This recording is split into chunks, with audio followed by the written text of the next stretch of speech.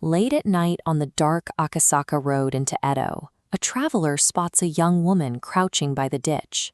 She's alone, weeping bitterly, and hiding her face behind the long sleeve of her kimono.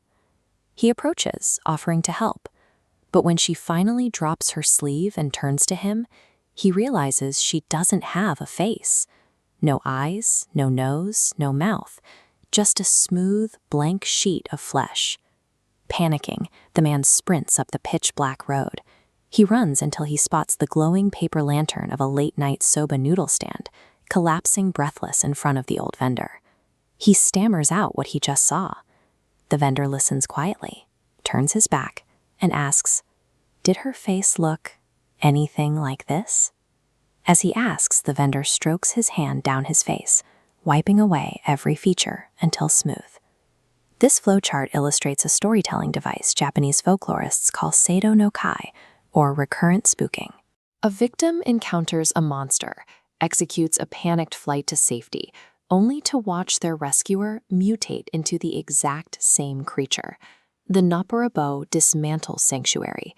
It uses the relief of perceived safety to intensify the second, deeper shock. The writer Lafcadio Hearn famously documented that Akasaka Road incident in 1904, but if we dig into regional archives, we find this psychological trap was happening long before Hearn arrived and all over the country. If we map out the historical sightings, we can see exactly how the faceless ghost, known as the Noppera-bō, spread through the Japanese archipelago. Our earliest major data point drops in the 16th century, in the Gifu region.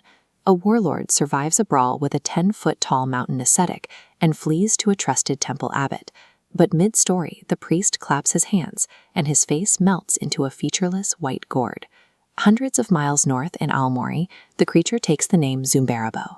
A traveler wanders toward a beautiful singing voice on a dark trail, finds a faceless man, and sprints to a nearby village, only to have his confidant turn around with a blank slate.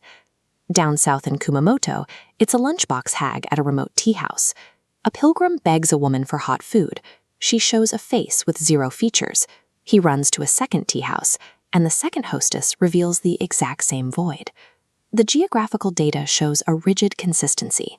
Despite the vast distances between these encounters, the internal logic remains identical, a repeating template of a psychological trap.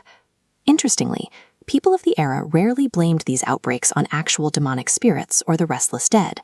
Instead, they wrote them off as elaborate pranks. The local fauna, specifically shape-shifting foxes, raccoon dogs known as tanuki, and badgers called Mujina, were widely considered the culprits. According to the lore, these animals would hijack the human form specifically to humble our arrogance. But to find the absolute origin of this specific terror, we have to look past the Japanese animal tricksters, step back into the late 18th century, and cross the East China Sea. Inside the imperial city in Beijing, Qing dynasty records detail an incident where night guards cornered a woman in a scarlet dress.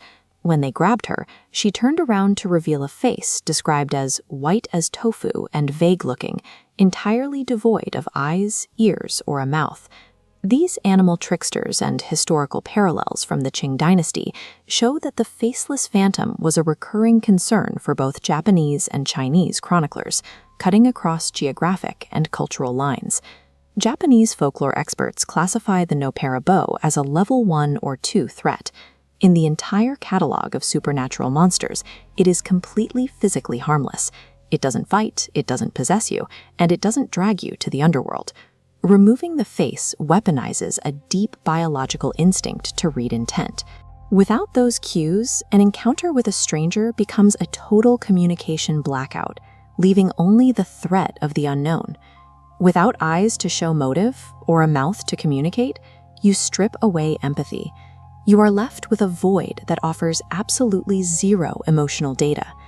That blank canvas forces the victim to do the heavy lifting. When you stare into a face with no features, your brain has no choice but to project your own deepest, most isolated anxieties onto that smooth skin. Keep that in mind the next time you find yourself on a dark road, desperately seeking the comfort of a friendly stranger. Because finding safety might just be the punchline to a centuries-old joke.